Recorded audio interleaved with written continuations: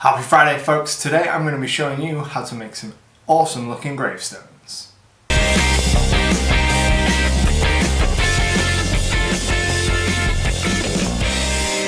Gravestones are a great addition to any wargaming or role-playing table. They add a lot of story to your board and they can be used for small pieces of cover as well. Today we're going to be using some really simple materials and techniques to make some great looking stone gravestones. So let's head over to the bench and get started. I started by marking out some gravestone shapes onto a piece of 10mm blue foam. I did a few basic shapes, including a cross to make it obvious what this patch of terrain is, but you can be as inventive as you want when making your headstones. I also went in and added some sections of text onto a few of the headstones for some more visual interest.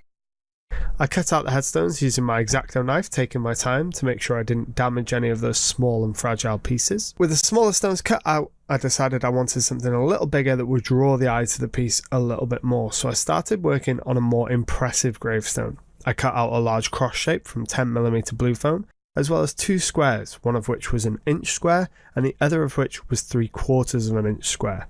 Before assembling this larger piece, I used a piece of stone from the car park to rough out the surface of the cross to give it a more natural stone appearance. To assemble the piece, I drove a dressmaker's pin through the centre of both base pieces as well as the stem of the cross. Once I'd made this guide hole, I added some PVA glue to the surfaces and pressed them together, pushing the pin in deeper to hold it all while the glue dried. Before basing, I added some final weathering to the gravestones, adding cracks and other damage to certain stones.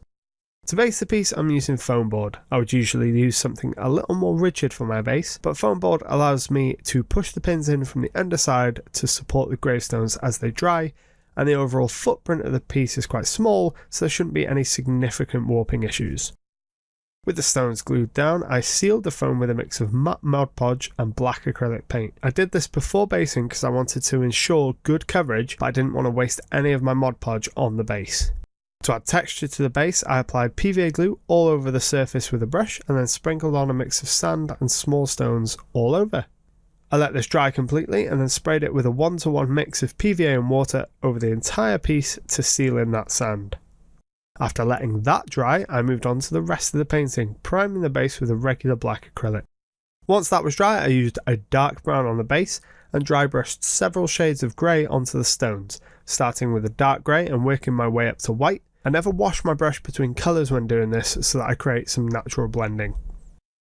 With the dry brushing finished, I washed all of my gravestones with a black wash to blend the colours together and complete the piece. And here you can see the result. This would be a great addition to any wargaming or role-playing table, and it's super easy to make.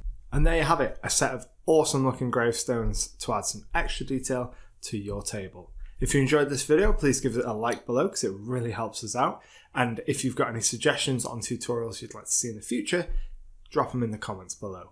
If you're new here, welcome. We release new content every Friday and you can subscribe by clicking right here.